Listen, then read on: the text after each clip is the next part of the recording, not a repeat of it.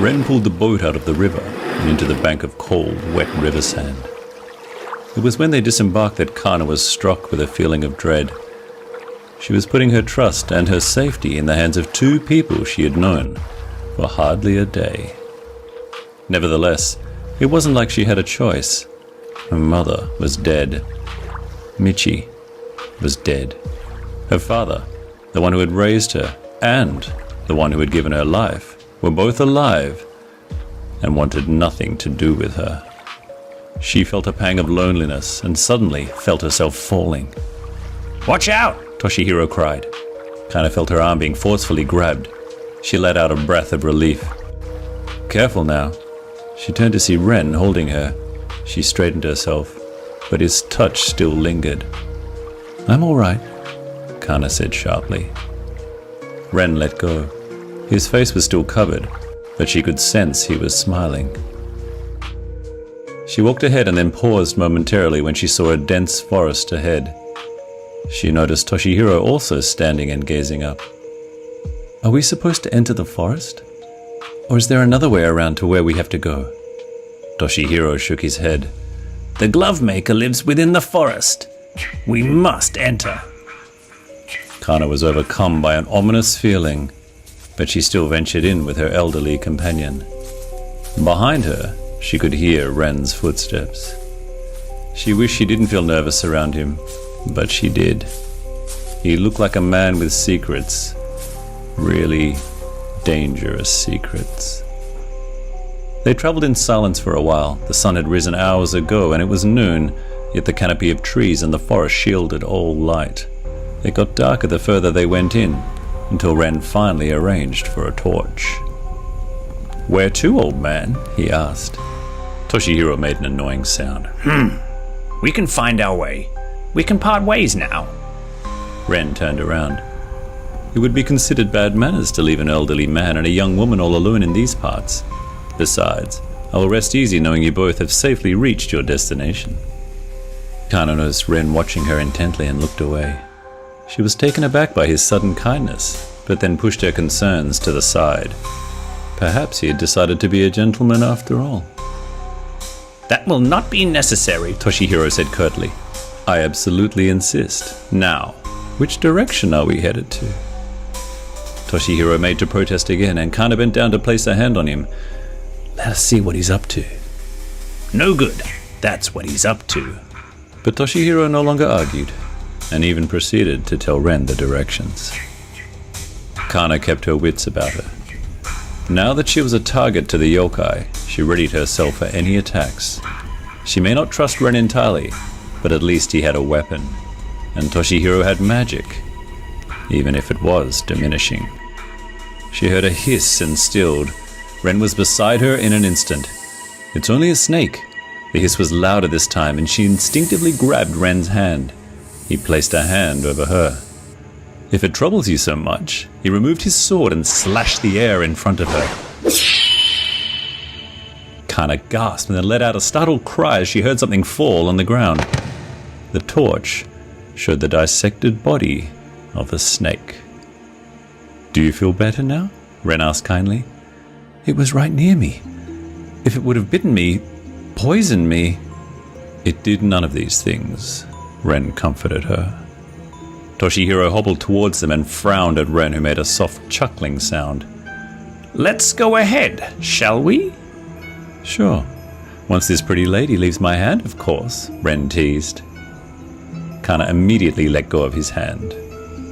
They continued deeper into the forest until they reached a small hut. Kana blinked when she saw the walls. There were ancient symbols engraved on the wood which glowed. The plants around it were lush and green. The roof was made of branches, and ornaments were hanging from the corners. She noticed the same symbols on what she realized were talismans. Toshihiro was the first to enter, after which Ren gestured politely for her to follow. She entered and saw dozens of lanterns around the room, and then she was struck with the onslaught of various odors, all of them making her nose wrinkle. She coughed once as she moved ahead to a desk at the end of the room. There was a man there, stooped over his books and scribbling something with a bright red quill.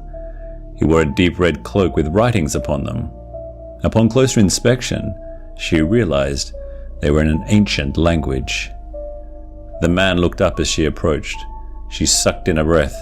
His face was long and wrinkled. His white hair was thin yet long and fell over both shoulders. One of his eyes was closed, while the other was a bright yellow orb. "What?" he asked gruffly. Kana stepped back, suddenly fearful of the man. In the past few hours she had encountered several yokai. Could he be one too?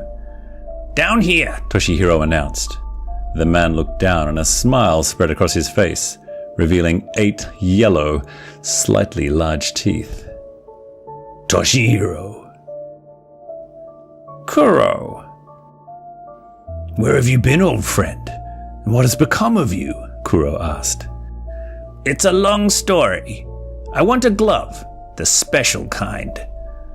Kuro's smile contracted. He looked sour. Then his gaze turned to Kana and Ren. "Which one?" He leaned closer and sniffed. "It's the girl." "Yes," Toshihiro replied. Kuro leaned back and tapped his long fingers on the desk. He studied Kana with one eye, and she thought she saw his eye change color. "She is accursed." "I'll pay you well," Toshihiro said. "You're going to a lot of trouble for her. What is she to you?" Toshihiro paused, and Kana glanced at him nervously. She should have been asking this question herself. Just why was he helping her? "A girl in trouble who needed help, and I need yours. I need a glove for her hand." "I don't have enough material left. It's been a while since someone requested a special glove from me." Toshihiro frowned. "There must be several of those creatures around. Just catch one and—" "In case you haven't noticed, I am old and almost blind. I cannot hunt them anymore." "Hunt what?" Kana inquired. Ren stepped forward. "There's a river nearby. It's quite famous for being a habitat to the kappa. That is who you want, right?" Kuro scoffed. "You are right, but—" "They're fairly easy to catch," Ren bragged. He turned to Kana. "The kappa have a depression on their heads that is filled with water. Remove the water, and they are unable to move. Besides, they are barely threatening, very docile creatures and polite. They can—" "As I was saying before I was rudely interrupted," Kuro almost bellowed. Kana was startled. The man before him looked so fragile. She hadn't imagined him to possess such a powerful voice. "They have evolved, become intelligent. They have become wise to this ruse. They now use metal plates to protect themselves and prevent the water from falling. And as for them being docile," Kuro scoffed again, "they have been known to viciously attack anyone who ventures into the river." "Then how will we catch one?" Kana asked. Kuro shrugged. "I cannot help you. Bring its skin and I can make you your glove that will conceal you from other yokai." Ren tapped her arm. "Let's just leave. I'll help you get the kappa. They may have evolved, but they are no match for my katana." Kana looked at him doubtfully, but followed him out nevertheless. "We need to talk afterward," Kuro told Toshihiro. Toshihiro nodded. "We will. After I bring you a kappa."